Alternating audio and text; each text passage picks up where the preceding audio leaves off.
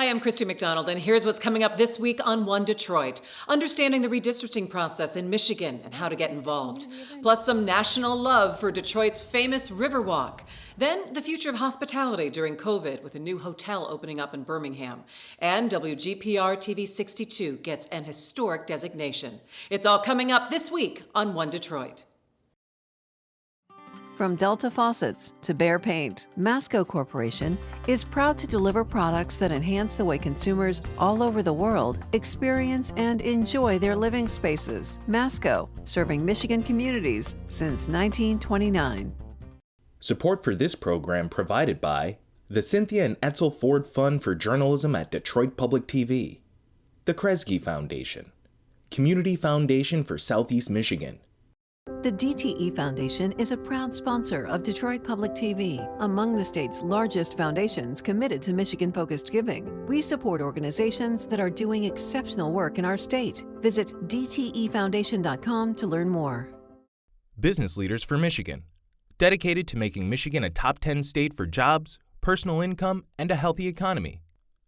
AAA, Nissan Foundation, Ally, and viewers like you.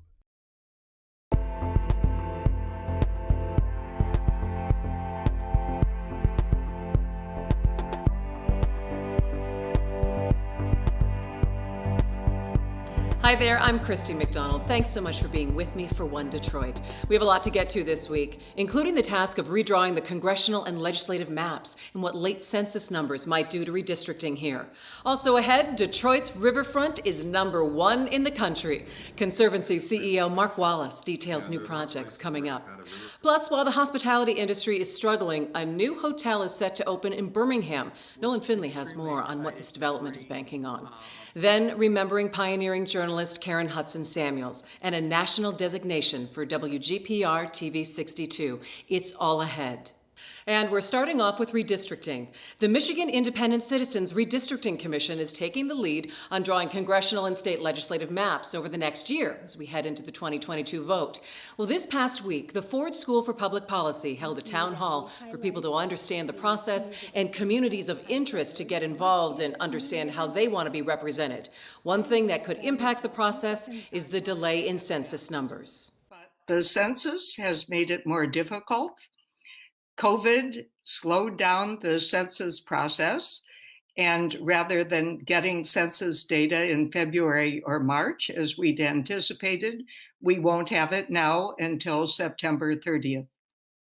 That means that the MICRC will be unable to meet this set of deadlines, and we trust that a court will step in and provide a solution. In any case, it's important for communities of interest to be totally prepared when the public hearings begin. We expect that those hearings will begin in May and will probably go through part of June. And Michigan will probably lose a congressional seat this election cycle, depending on those census numbers. One Detroit senior producer Bill Kubota has more on how the redistricting process is set up and how the public can be involved. Getting the political parties and their office holders to give up control of this process is hard. The process, electoral redistricting, there's a big change afoot. Well, what was the old way of doing it, which is the political way, right? Yeah, well, the last two times around, the Republicans controlled the legislature and the governorship. So the idea is Democrats might as well go home and watch football or something, because they were going to play no part. This was going to be done to them, not by them. John Chamberlain's been a redistricting participant and observer since the 1960s, but it's just recently Michigan voters changed the game. Over 3,000 volunteers collected more than 425,000 petition signatures. Proposal 2 called for an independent citizens redistricting commission in 2018. It passed. Now the work has begun. Michigan's 83 counties signed, including Republicans, Independents, Democrats, and those somewhere in between. I've had one commission meeting under my belt, so I'm rolling. The commission's executive director, Sue Hammersmith, started last month. This is for the citizens, by the citizens of Michigan. So it's pretty exciting to be be part of this historic work. The commission has a few other states to look to. California started their redistricting commission a decade ago. We are the 14 members of the California Citizens Redistricting Commission, and we draw the lines. The citizens of California were very happy with the outcome of that process, despite the fact that they were doing it for the first time. People recognized, Democrats and Republicans alike, that this was a better way of doing it. We'll keep it up. There are 4 Democrats, 4 Republicans, and 5 independents that serve on the commission. But this is all going on in the middle of a pandemic. How's that affecting things? Well, it's going to be much harder in a pandemic to speak directly with people. Point in case, we're on Zoom today. In some respects, maybe that'll open up options for people to speak up. Rebecca Zatella, attorney with 4 children and now a redistricting commissioner. I was very surprised that I made it on the commission, but I'm very happy to have this opportunity. She joined as a political independent. I think the workload is going to pick up in the summer as we get closer and once we get census information so that we can actually start possibly redrawing maps. But for right now, it's about every other week or every week of about 4 to 5 hours of meeting and then outside prep. There will be at least 10 public hearings. Will they be virtual, in person? Don't know yet. A lot to talk about. State House, Senate districts, and those congressional seats. There's no doubt that we're going to lose another congressional seat. I think we're pretty much, no matter what happens. Kurt Metzger, Pleasant Ridge mayor and demographer. We're now at about 61 of our 83 counties have more deaths than births on an annual basis. Back in 1980, Michigan had 19 seats in Congress. Soon it'll be just 13. Every 10 years after every census, we keep losing. And none of this is really a surprise. I know there was a big effort to get the census numbers as close as you can or get the numbers up. Right. But there was still probably not much hope of saving that seat, was there? No, I mean, all the forecasts it had us losing a seat, and Michigan did as well as one could expect in the census. Michigan's overall census response rate in the top 10, but in cities like Detroit and Flint, not so good. Lower numbers there and the shift in population, that's expected to affect how congressional districts will be redrawn. I think this time around you've got a large movement of African Americans into both southern Macomb and southern Oakland. With the Voting Rights Act, 2 Michigan districts need at least 50% African Americans of voting age, leading Kurt Metzger to speculate what's ahead. Andy Levin might get upset, but I think the 9th district is the one that's going to have to go. We can't have as many districts in southeast Michigan. And the 9th district takes in southern Oakland and southern Macomb, and I think that that's going to have to, the 13th or 14th or whatever they're renumbered, will have to take in a larger section of southern Macomb to get that African American community. High on the priority list, the commission must consider something called communities of interest. Communities of interest. Right. Is that a term that you use in your trade? Well, I'm learning more and more about communities of interest every day. It has always been one of the factors in redistricting, but it's usually, if you look at other states, it's been way down at the bottom. If you think about, who's a community of interest? Is it a religious group, an ethnic group? Is it an economic group? Then, you're starting to make pretty core decisions about who people are and how they should be represented. And so all of those become pretty controversial decisions. Communities of interest don't come predefined. There's no directory of communities of interest that the commission could go to. They're going to have to depend upon people coming forward, either to testify in public hearings or virtual hearings. And I think make the argument, don't chop us into pieces. What your interest is pretty much open. I mean, you can name your interest other than our interest is getting our guy reelected.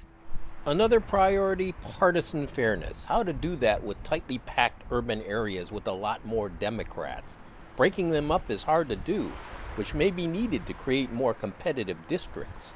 There are a lot of maps that you could draw where Democrats will continue to have large problems in translating a statewide victory into a victory in, say, the Michigan Senate. Thus the conundrum, as more Michigan voters lean Democrat while more House and Senate seats are Republican.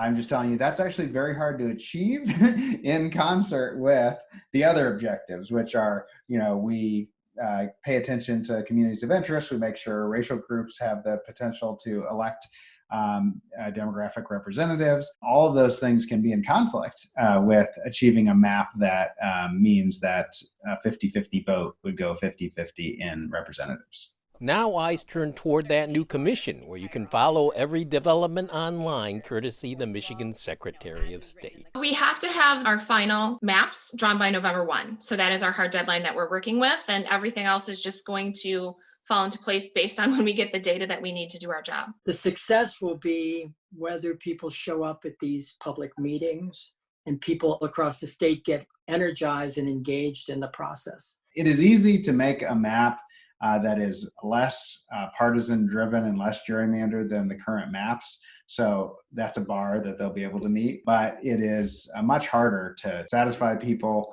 all with reasonable criteria for drawing the lines.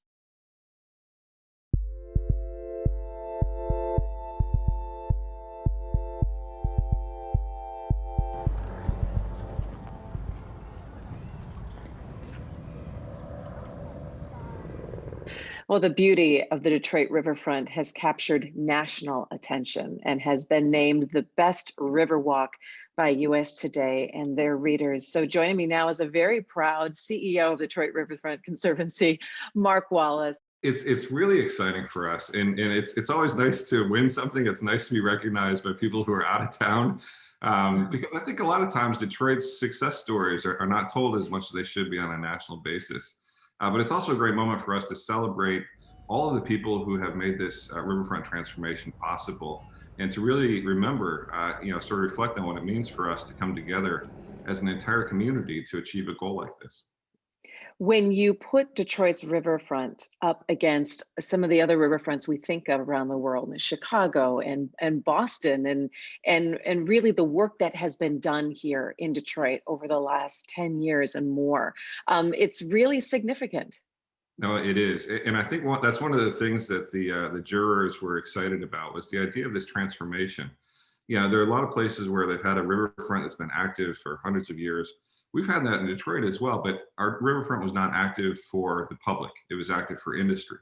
And that was a really limited use. And this transformation that started in 2003 with Matt Cullen and Faye Nelson and others has really made this a place that's really special to our whole community. And really over the last year, during COVID, we've seen how much open space, interacting with nature, and really enjoying the resources that we have is good for the soul. And is good for our mind, body, and spirit. That's right. We've seen a 20% increase in visitors to the riverfront in 2020, and a 40% increase on the DeQuinder Cut, which is just amazing. And you put it perfectly. What we're seeing is that people just need to get out of their houses. I really feel like it's bringing fresh oxygen into our brains and sort of healing us and building that community resilience that's so important, especially during a pandemic. So tell us about the projects that are happening right now, because really the riverfront has come in stages and is beautifully melding together now. We built about 2.5 miles on the east side with a series of parks, and we have the carousel, we have the splash park down by the Coast Guard at Mount Elliott. We have a couple of projects that are coming together right now to really complete 3.5 miles of uninterrupted riverfront access, and really excited about those. So the big one is the Uniroyal site. Right across from Belle Isle. We did an environmental cleanup last year that was going to allow us to start to build the actual pathway itself. So that walkway will be under construction very, very soon. And when that walkway is done, you'll be able to go from the old Joe Louis Arena site all the way to the Belle Isle Bridge without ever having to leave the riverfront. So I hope sometime very soon you and I can actually meet down there, because that's usually where we meet every year, and we talk about what's new and what's going on. So give everybody maybe a couple secret 2 places that you like along the riverfront that they should check out. So the number one spot I would encourage people to check out is our newest park, named after Robert C. Valade. And it's right next to Shane Park, which is now known as Aretha Franklin Amphitheater. There's a great little parking lot just north of it. We have 2 restaurants, Smokey G's Barbecue and Geisha Girls Sushi. And we actually have a barge. We bought a barge, and it floats on the river and has a bar on it. So Starting mid-May, you should be able to come down there. The kids can play on the playground, great sandbox for the children, but you can float around and have an adult beverage. So that's the number one sort of insider's tip on what's new on the riverfront. We're also really excited about the investment that the Ralph C. Wilson Jr. Foundation has made on the west side. And I think everybody's kind of intrigued with this, before and after concepts, the transformation of places. I'd encourage everybody to come down to Ralph Wilson at some point in time. If you love to fish, it's a great time to come down. If you just want to fly a kite or run around with your kids, it's a great spot. But I think it'd be fun to be down there on the west side before that transformation happens, because it's really going to be exciting to stand in a place where you were standing 2 years ago and then see it fully transformed.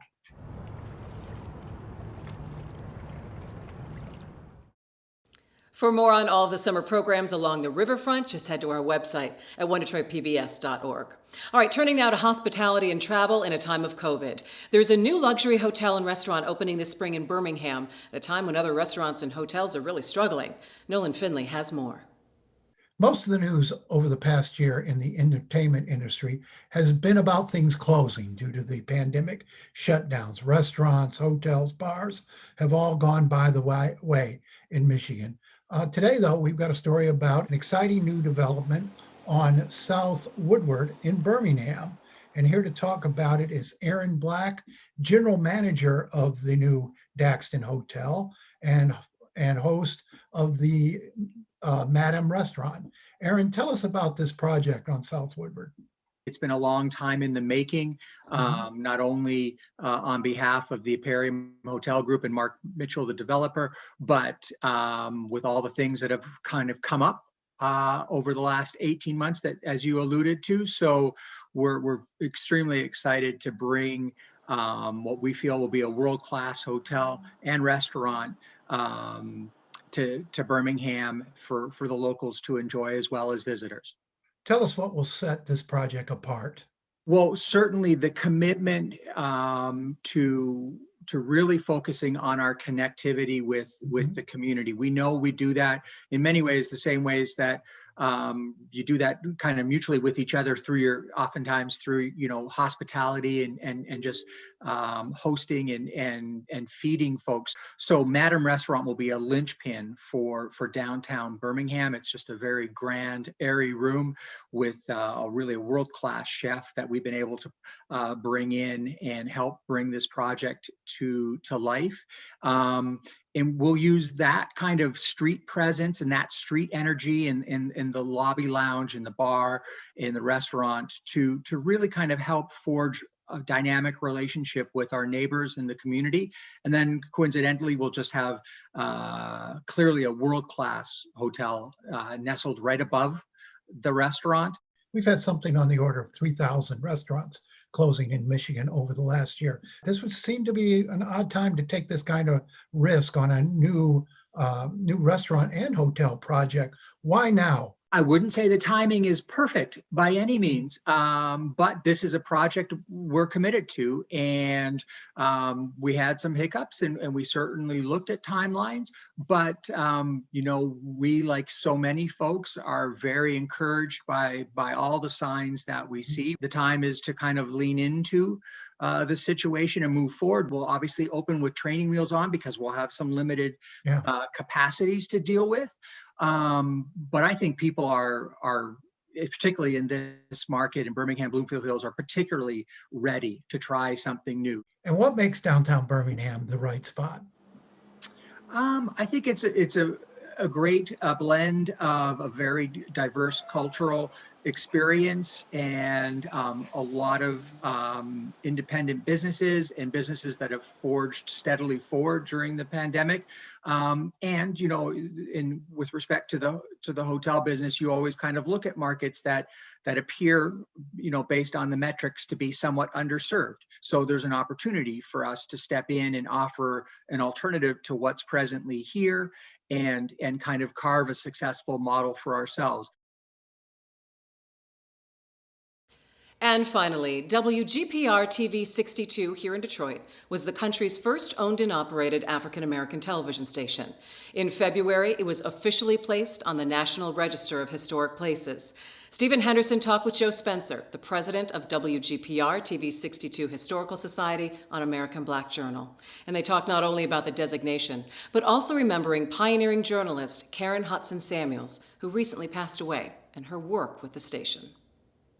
So let's start with our deepest condolences here at Detroit Public Television and American Black Journal to you at WGPR for the passing of Karen Hudson Samuels. I've said a couple times over the past week that Karen and you to some extent, I kind of considered you guys almost co-hosts of American Black Journal, and certainly the American Black Journal family, because you're on so much and you've contributed so much to the work that we do here, trying to preserve Black culture and history and lift up Black voices.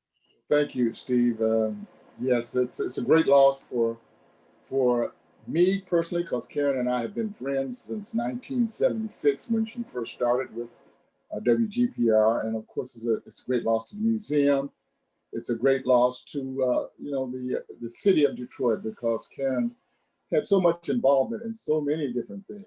As you say, she's been on your show for a lot of reasons, for all kinds of projects that she's been involved in, but not only with the museum, but also with the Black Historical Sites Committee and just other things that she was engaged in, which